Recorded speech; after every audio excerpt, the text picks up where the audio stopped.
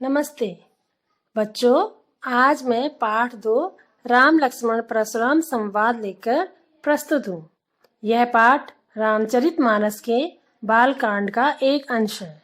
रामचरितमानस गोस्वामी तुलसीदास जी ने लिखा है। इसकी रचना अवधी भाषा में हुई है। इस बालकांड के अंदर जो सारी संवाद हो रहा है, जो सारी बातें हो रही हैं, यह सारी बातें राजा जनक की सभा में हो रही हैं। जनक जी ने सीता के लिए स्वयंवर रचा था। स्वयंवर मतलब स्वयं अपना वर चुनना। राजा जनक के निमंत्रण पर वहां बड़े बड़े राजा आए हुए थे और विश्वामित्र जी के साथ राम और लक्ष्मण भी वहां पहुंचते हैं। राजा जनक ने शर्त रखी थी कि जो शिव धनुष पर डोरी चढ़ा देगा वह सीता के लिए उचित वर होगा, क्योंकि एक बार जनक जी ने देखा कि सीता ने धनुष को एक जगह से दूसरे जगह रख दिया है। यह देखकर वे समझ गए कि सीता साधारण कन्या नहीं है, इसके लिए उसी के योग्य वर होना चाहिए। इसलिए उन्होंने यह शर्त रखी। तो सभी राजाओं ने प्रयास किया, लेकिन वे सफल नहीं हुए। तब विश्वामित्र के आदेश पर रामचंद्र जी ने जैसे ही उस धनुष पर पतंचा चढ़ाई तो धनुष टूट गया। यह शिव जी का धनुष था। टूटने पर बहुत जोर से गर्जना हुई। तभी परशुराम जी को यह समाचार मिलता है कि वह धनुष टूट गया है। यह समाचार सुनकर परशुराम जी बहुत क्रोधित हो जाते हैं और सभा में पहुंचते हैं। सभा में शिव धनुष को टूटा हुआ देखकर वे आपे से बाहर हो गए। बाद में राम के विनय अनुनय और विश्वामित्र जी के समझाने पर उनका गुस्सा थोड़ा शांत होता है और इस पूरी घटना में राम लक्ष्मण परशुराम जी के बीच जो भी बातें यहाँ होती हैं उसी का वर्णन इस पाठ में किया गया है। अब मैं आपको इस पाठ की भाषा सौंदर्य के बारे में बताती हूँ।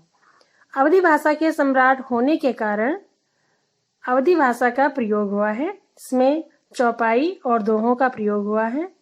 मुहावरे, वीर रस, हास्य रंग का भी प्रयोग किया गया है।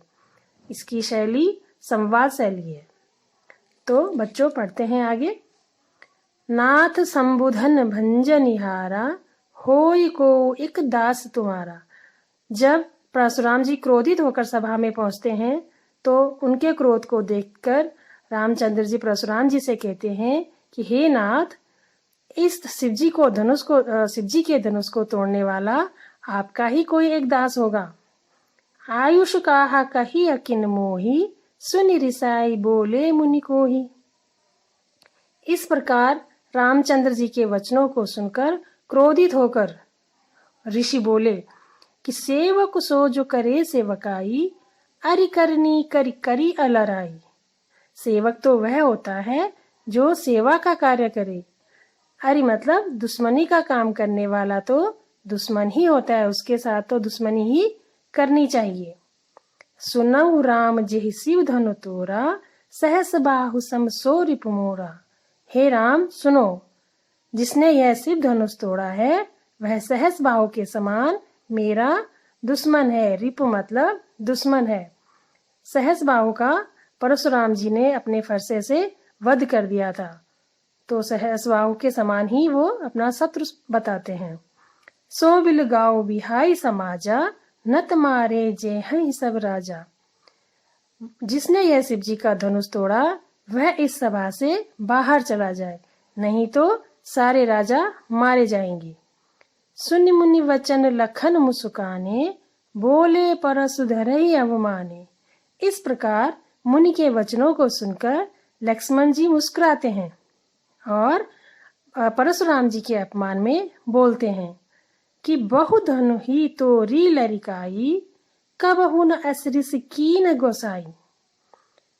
एहि धनु पर ममता केहि हेतु, सुनि रिसाई कह भृगुकुल केतु। बहु धनु ही तोरी लरिकाई। हमने बचपन में इस प्रकार की बहुत सारी धनु ही तोड़ी हैं, बहुत सारे धनुष तोड़े हैं।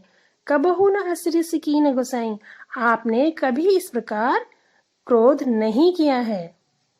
यह धनु पर ममता के ही हेतु, इस धनुष पर ही इतनी ममता, इतना प्रेम क्यों है। हे मुनिवर, इस धनुष पर ही इतना प्रेम क्यों है? यह सुनकर भृगुवंश की ध्वजा स्वरूप परशुराम जी क्रोधित होकर कहने लगे, रे नृप बालक काल बस, बोलत तो ही न संभार, धनु ही सम त्रिपुरारी धनु, विदित सकल संसार। हे राजा के पुत्र, तुम काल के वश में होकर बोल रहे हो, तुम्हें यह विदित नहीं है कि तुम क्या बोल रहे हो। क्या यह धनुष उन धनुष के समान बताते हो?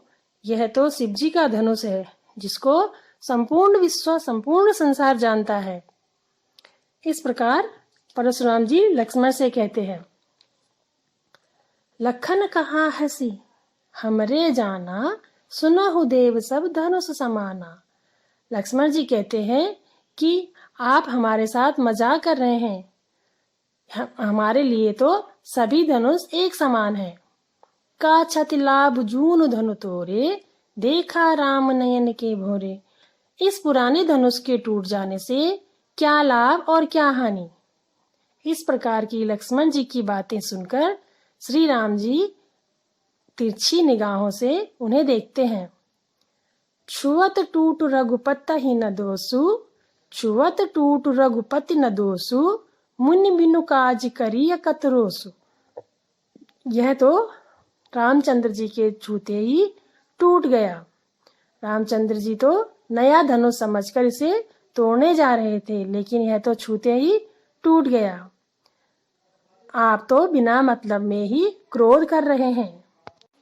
बोले चितई परसु की ओरा, रे सट सुनहि स्वभाव न मोरा। परशुराम जी अपने फरसे की ओर देखकर बोले कि अरे दुष्ट, तुमने मेरा स्वभाव नहीं जाना। बालक बोले बधौ नहीं तोही, केवल मुनि जड़ जान ही मोही। मैं तुम्हें एक बच्चा समझकर, बालक समझकर तुम्हारा वध नहीं कर रहा हूँ, और तुम मुझे सिर्फ एक ऋषि समझ रहे हो।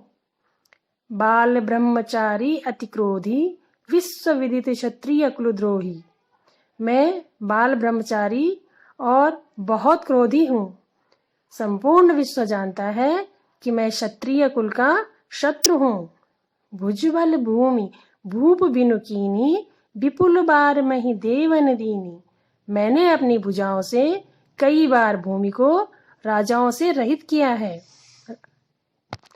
और कई बार मैंने इस पृथ्वी को ब्राह्मणों को दान दिया है।